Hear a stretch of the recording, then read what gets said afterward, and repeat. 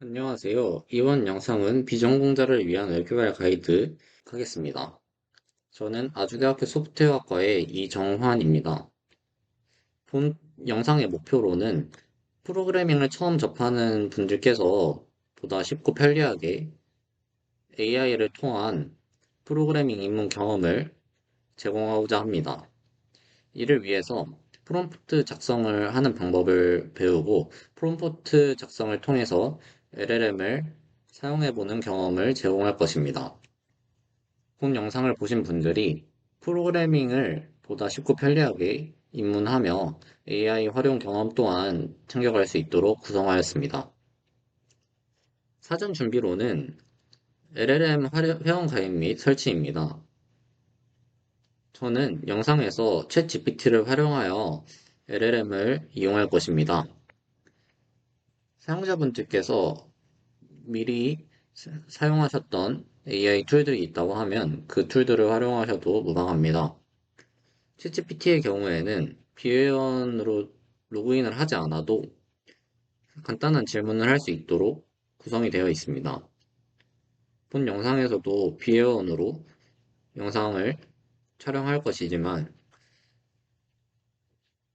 나중에도 프로젝트와 관련한 질문했던 기록들을 보고 싶다고 하면 회원 가입을 하셔서 로그인을 통해 기록을 남겨두시는 것을 권장합니다. 다음으로는 프로그래밍 및 실행이 가능한 툴입니다. 프로그래밍과 실행이 가능한 툴이 없다고 하면 본 영상에서의 작업들을 따라서 하실 수가 없습니다. 따라서 저는 VS 코드로 프로그래밍을 하고 디버그를 하며 실제 환경에서의 어떻게 출력이 되는지 확인을 할 것입니다. 따라서 영상을 시청하시는 분들께서도 프로그래밍 툴에 대한 설치가 미리 되어 있는 것을 권장드립니다. 다음으로는 만들고자 하는 프로그래밍에 대한 구상입니다. 저는 본 영상에서 게시판을 웹 개발을 통해서 만들어 보는 과정을 진행할 것입니다. 하지만 시청하시는 분들께서 이전에 프로그래밍에 대한 구상을 해두었던 것이 있다고 하면 그 프로그램으로 영상을 따라 해보시는 것을 권장드립니다. 다음은 웹 개발에 대한 설명입니다. 웹 개발이란 웹사이트나 웹 어플리케이션을 만들고 유지하는 과정을 뜻합니다. 웹사이트를 만들고 관리하며 업데이트하는 모든 과정을 뜻하죠. 그런데 왜 웹 개발로 프로젝트의 주제를 선정하였는지에 대한 이야기를 조금 드리고 싶습니다. 웹 개발은 시각적으로 결과물이 바로 보이며 활용도가 높습니다. 따라서 비전공자분들께서 프로그래밍을 처음 하신다고 하면 보다 쉽고 만족감이 드는 프로젝트가 될 것이라고 생각하여 선정하였습니다. 또한 HTML, CSS, 자바스크립트와 같은 프레임워크들을 활용을 하는데요.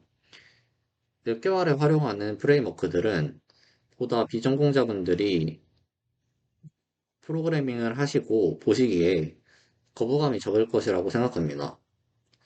다른 언어들에 비해 사용자가 보다 사용하기 쉬운 언어들이라고 생각하여 웹개발로 주제를 선정하였습니다. 최근에 AI가 유행을 함에 따라 바이브 코딩이라는 용어도 급부상하게 되었습니다. 바이브 코딩이라고 하면 AI에 크게 의존하여 소프트웨어를 개발하는 새로운 접근 방식을 뜻합니다. 다음은 AI를 활용하는 영역입니다. AI를 활용하는 곳은 정말 다양한 곳에 활용을 할 수가 있습니다. 그중 본 영상에서의 주제인 프로그래밍에서의 어떤 도움을 받을 수 있는지에 대해서 명시하였습니다. 첫 번째, 전체적인 틀을 작성하는 것입니다. 두 번째, 이에 대한 수정 아이디어를 제공받는 것입니다. 이 두 과정을 통해서 굉장히 많은 것들을 할 수가 있다고 생각을 합니다. 하지만 프로그래밍을 처음 해보시는 분들께서 이렇게 좋은 AI 툴들로 프로그래밍을 할 수 있겠다라고 해서 시작을 해보신 경험이 있으실 것입니다. 그랬는데, 다른 사람들은 뭐 바이브 코딩도 하고 AI로 쉽게 개발을 한다고 하는데, 내가 하면 잘 안 된다. 이런 경험이 있을 수가 있을 것입니다. 저도 그러한 경험을 몇 번 해보았는데요. 그래서 전공자 입장에서 비전공자들이 신경을 쓰지 못했을 만한 부분들이 무엇인지를 생각을 해보았습니다. 그에 따라서 장점과 단점을 좀 생각을 해보았는데요. AI를 통해서 개발을 한다면 시간이 절감되고 비용이 절감되며 굉장히 편리하다는 장점이 있습니다. 이전에는 프로그램을 만든다고 하면 뭐 바이블을 보든 아니면 인터넷에서 하나하나 정보를 다 찾아봐야 했습니다. 하지만 AI를 통해서 내가 조금만 프로그래밍을 해보았다고 하면 이러한 것들을 손쉽고 편리하게 굉장히 빠른 시간 내에 개발을 할 수 있는 것을 경험하실 수 있을 것입니다. 하지만 블랙박스 현상이나 현상에 대해서는 해결을 하기가 어렵습니다. 개발자와 같은 경우에는 내가 프로그래밍을 어느 정도 알기 때문에 정말 필요한 부분만 질문하여 이게 어떻게 나온 부분인지 어느 부분에 적용을 해야 될지에 대한 생각을 할 수가 있습니다. 하지만 프로그래밍을 접하지 않은 경우에는 AI한테 질문을 하더라도 이걸 어디에 적용을 해야 될지, 어떻게 적용을 해야 될지, 왜 이러한 코드를 작성을 했는지에 대한 부분이 전혀 모르게 될 수가 있습니다. 또한 AI가 제공하는 답변 중에 정답이 아닌데 정답이라고 하는 그러한 문제들이 있는 답변들이 있습니다. 따라서 이러한 답변들로 생각을 해봐야 할 점들을 생각을 해보았는데요. 신경 써야 될 부분들이 몇 가지가 있습니다. 첫 번째, 디렉토리 구조입니다. 디렉토리 구조가 어떻게 구성이 되었는지 미리 생각을 해보고 이 디렉토리 구조에 대해서 살펴보아야 합니다. 이게 없다고 하면 내가 이 코드를 받았지만 어디에 넣어야 될지, 그리고 어떻게 연동을 해야 될지, 이런 부분들이 모호해질 수가 있습니다. 따라서 디렉토리 구조에 대해서 신경을 써야 합니다. 만일 내가 디렉토리 구조에 대해서 전혀 모르겠다 하면 이 부분 또한 그 GPT한테 또는 AI한테 질문을 할 수가 있습니다. 다음은 실제 환경에서의 테스트입니다. 실제 환경에서의 테스트를 통해서 정말 내 코드가 돌아가고 이 코드에서 예외 상황들이 없는지 그리고 오류가 발생하지 않는지들을 확인하고 프로젝트를 마무리하셔야 합니다. 다음은 오류 사항에 대한 질문을 하는 경우입니다. 어느 부분에서 에러가 났고 어느 부분에서의 문제가 생겼다고 했을 때 이를 정확하게 질문을 해야 합니다. 만일 오류에 대해서 모호한 질문을 한다면 답변 또한 굉장히 모호해지기 때문에 챗GPT를 통해서 또는 AI를 통해서 시간 절감을 하고 편리하려고 개발을 하였지만 굉장히 모호한 답변으로 인해 오히려 시간이 더 소요되는 경험을 해보실 수 있을 것입니다. 따라서 오류에 대해서 질문을 할 때는 정확하게 어떤 부분에서 어떤 오류가 났는지 명시를 해주어야 합니다. 다음은 프레임워크들입니다. 첫 번째 HTML입니다. HTML은 웹페이지 구조를 정의합니다. 웹페이지 구조를 정의한다는 것은 화면에 보이는 구조를 명시하는 것입니다. 두 번째 CSS입니다. CSS란 웹페이지의 디자인을 결정하는 것입니다. 세 번째 자바스크립트입니다. 자바스크립트는 웹의 동적인 기능을 추가합니다. 이 세 가지 설명들이 조금 모호할 수가 있는데 HTML의 경우에는 이러한 그 화면에 보이는 PPT라고 하면 PPT 화면에 보이는 글씨들을 하나하나 나열하고 어떠한 순서로 배치가 되는지를 정의합니다. CSS에서는 이 PPT 화면에 보이는 글씨 크기, 글씨 색깔, 그리고 글씨의 스타일, 이런 것들을 정의할 수 있습니다. 즉, 디자인의 영역이죠. 자바스크립트에서는 웹에 동적인 기능을 추가합니다. 제가 예를 들어서 이 자바스크립트를 클릭했을 때 자바스크립트를 설명하는 웹페이지를 가게 하고 싶다. 그런 경우에 그러한 동작들을 추가하는 기능을 자바스크립트로 정의할 수가 있습니다. 다음은 프론트엔드, 백엔드 데이터베이스에 대해 설명하겠습니다. 프론트엔드란 웹사이트나 웹 등에서 사용자 인터페이스를 의미합니다. 사용자가 시각적으로 보는 그것들을 의미하죠. 백엔드에서는 웹사이트나 앱에서 사용자가 직접 볼 수 없는 부분을 정의합니다. 서버 데이터베이스, API 등에 속하죠. 백엔드를 통해서 주로 데이터베이스에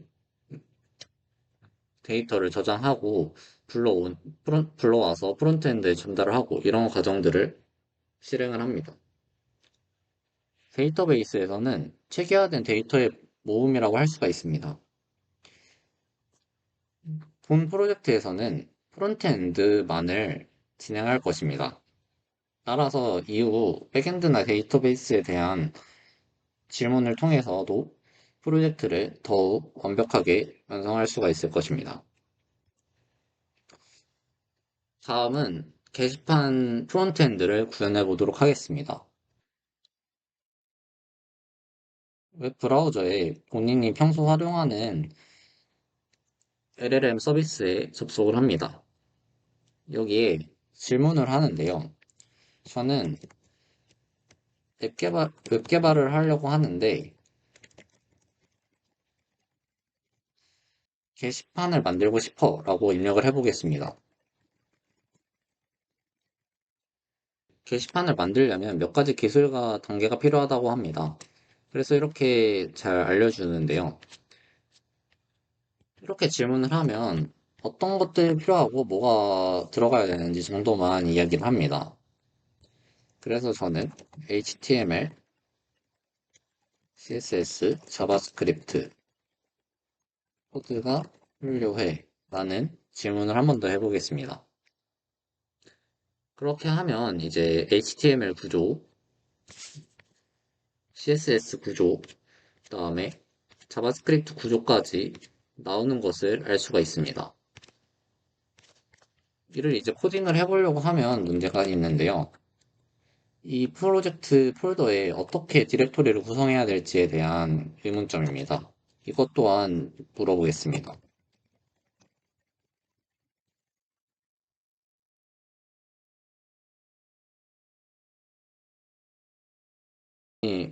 이제 로그인을 하고 하는데요.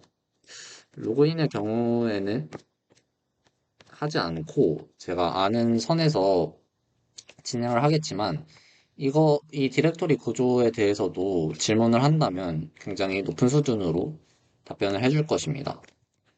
그래서 여기에 파일을 생성하고 index.html이라는 파일을 만들겠습니다. 여기에는 이 HTML에 있는 이 코드가 들어갈 것입니다. 여기서는 이렇게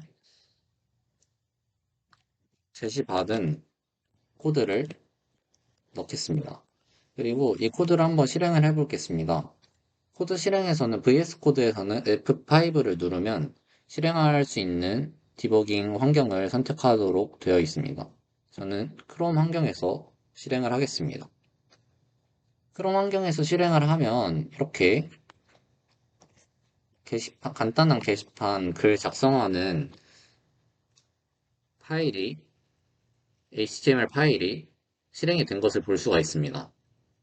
지금은 글을 작성하는 화면이지만 만일 내가 다른 화면을 더 구성을 하고 싶다 하면 마찬가지로 AI한테 질문을 할 수가 있습니다. 이 코드를 살펴보면 링크의 부분에서는 다른 파일과의 링크 즉 연결을 의미를 하는데요. 지금은 styles.css와 연결을 하겠다고 되어 있습니다. 다음은 바디 부분인데요. 바디 부분에서는 이제 본격적으로 이 화면에 표시될 부분을 정리를 합니다. 화면에 표시되는 부분을 정의를 하기 때문에 이제 이 안에 있는 부분이 중요한 것인데요. 이 이 코드에 대한 설명은 너무 길어질 것 같아 생략하도록 하겠습니다. 하지만 여기 보시는 것처럼 이렇게 꺽쇠로 되어 있는 부분을 태그라고 합니다. 따라서 이후 공부를 하실 때 HTML 태그, 예를 들어 div 태그, HTML div 태그와 같은 검색어를 통해서 이 div는 어떻게 적성을 하고 이 뒤에 나오는 이 속성값들은 어떻게 들어가는지들에 대해서 살펴보실 수가 있을 것입니다. 여기에 styles.css 라고 한 다음에 이 해당하는 style.css 코드를 입력을 해줍니다. 그 다음 Ctrl S를 통해 저장을 해주고 여기에 보이는 리스타트를 눌러주겠습니다. 그렇게 되면 이 게시판이 메모장 같았던 게시판이 보다 더 게시판스럽게 변하도록 합니다. 바디 태그에 스타일들을 지정을 해줄 수가 있고요. 이제 점이라고 하는 것은 클래스에 대한 정의입니다. 또한 샵이라고 하는 것은 아이디에 대한 CSS 정의이므로 이후 프로그래밍을 할 때 참고하시면 됩니다. 즉, 여기 점점 컨테이너라고 되어 있는 것은 컨테이너 클래스에 대해서 어떠한 스타일을 입력하겠다라는 이야기가 되겠죠. 아이디에 대한 스타일은 나오지 않았네요. script.js라는 파일을 만들어주고 여기에다가 같은 코드를 입력을 해준 다음에 재시작을 하겠습니다.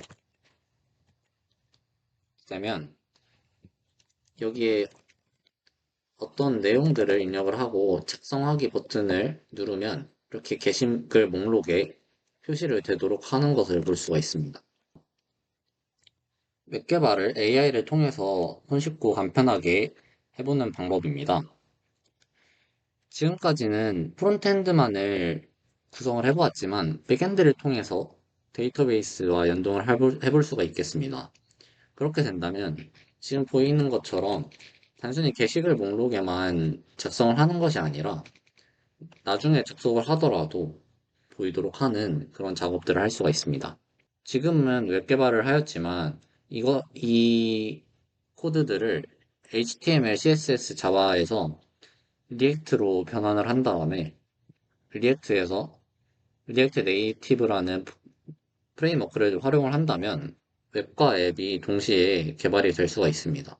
이 또한 AI한테 질문을 하면 굉장히 잘 답변을 해줄 것입니다. 마지막으로 AI를 활용할 때 유의할 점에 대해서 말씀드리겠습니다. AI를 활용할 때에는 아까 말씀드렸던 것처럼 이전에 미리 구상을 해놓아서 어떻게 프로그램을 완성하면은 더욱 잘 완성이 될지에 대해 생각을 미리 해보시는 것이 질문을 했을 때 퀄리티가 더욱 높게 나올 것입니다. 제공받은 코드를 분석해 보는 것이 좋습니다. 아까 제가 코드에 대해서 간단히 설명드렸던 것처럼 코드를 직접 살펴보고 분석을 해보는 것이 좋습니다. 하지만 처음 접해보시는 분들께서는 이러한 부분들이 어려울 수 있다고 생각을 합니다. 따라서 코드 분석하는 것이 어렵다고 하면 AI에게 코드 분석까지 부탁을 하는 것을 추천드립니다.